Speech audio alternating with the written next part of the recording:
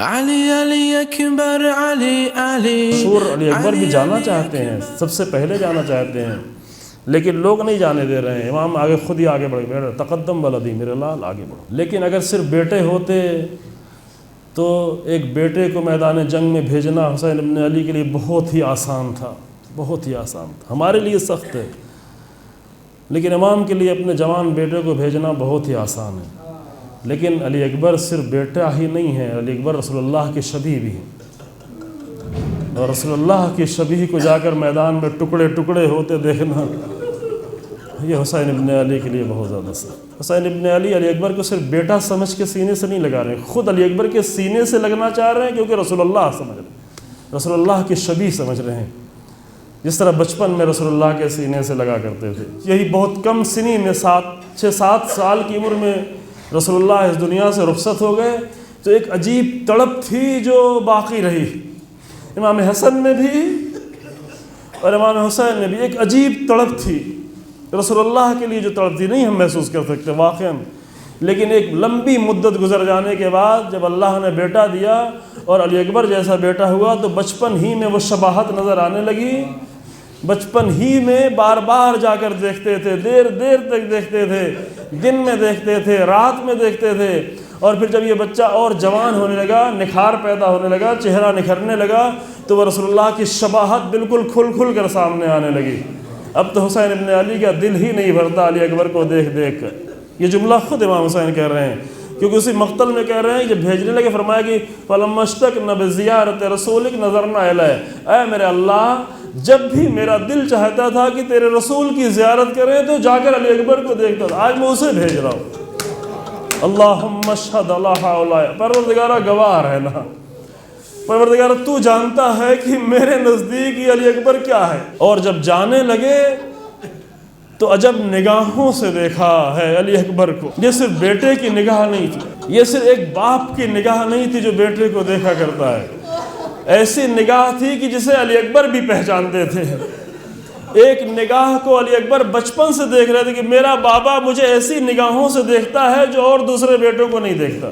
اور یہی وجہ تھی عزیز، میں تو سمجھتا ہوں شاید یہی وجہ تھی، بلکہ یقیناً یہی وجہ تھی کہ میدان جنگ میں لڑتے لڑتے علی اکبر بھی مڑ کر دیکھ رہے تھے بابا کی طرف، اور دل نہیں مانا کہ میرے بابا نے کس طرح مجھے رخصت کیا تھا، ایک مرتبہ میں اپنے بابا کے پاس اور چلا جاؤں، ایک مرتبہ میرا بابا مجھے اور دیکھ لے۔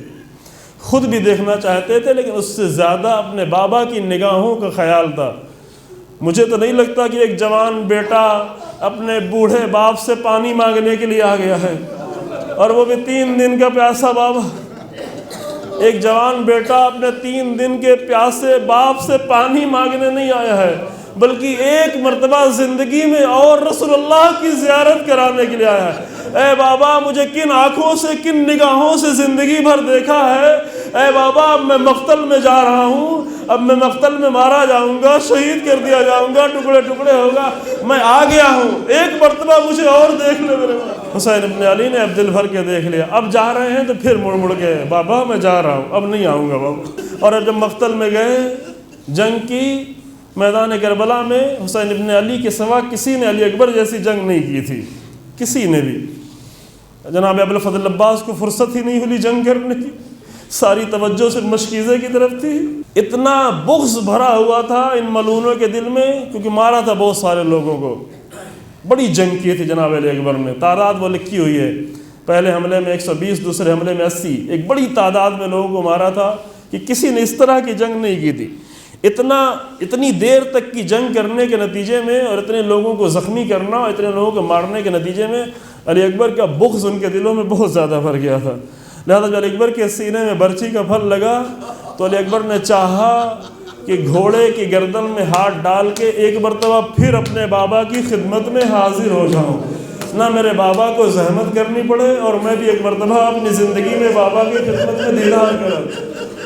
لیکن گھوڑے کا رخ ظالموں نے نیزے مار مار کے موڑ دیا، بجائے خیمے کی طرف جانے کے گھوڑا میدان کی طرف چل پڑا، اور ان کے دلوں میں اتنا بغض بھرا ہوا تھا کہ جب یہ گھوڑا چلا تو پشت پر جس کے ہاتھ میں تلوار تھی علی اکبر کو مارتا جا رہا تھا۔ اسی لیے صرف ایک شہید کے لیے مقتل میں جملہ موجود ہے کہ فقط او ہو اربن اربا، جس میں پشت کے اوپر اتنی تلواریں ماری تھیں کہ پشت کے ٹکڑے کٹ کٹ کر کے زمین پہ گر رہے ہیں. اور یہ سب کچھ زندگی میں ہوا, یہ زندگی میں ہوا.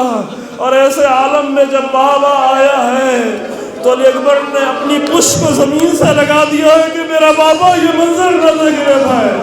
حسین باپ کے بیٹے کے سرہانے پہنچے, گھٹنوں کو زمین پر ٹیک دیا اور علی اکبر کے رخسار پہ اپنا رخسار رکھ دیا. یہ کربلا میں کسی بھی شہید کے ساتھ حسین نے نہیں کیا ہے کہ رخسار پر رخسار رکھا ہو. فوضع خدہ علی خدہ, جب علی اکبر کے رخسار پر اپنا رخسار رکھا تو ایسا لگا جیسے بچپن میں رسول اللہ کے رخسار پر رخسار رکھتے تھے. آواز دی علی الدنیا بعد لفا, ہے میرے لال اب تیرے بعد حسین زندہ رہ کر کیا کرے.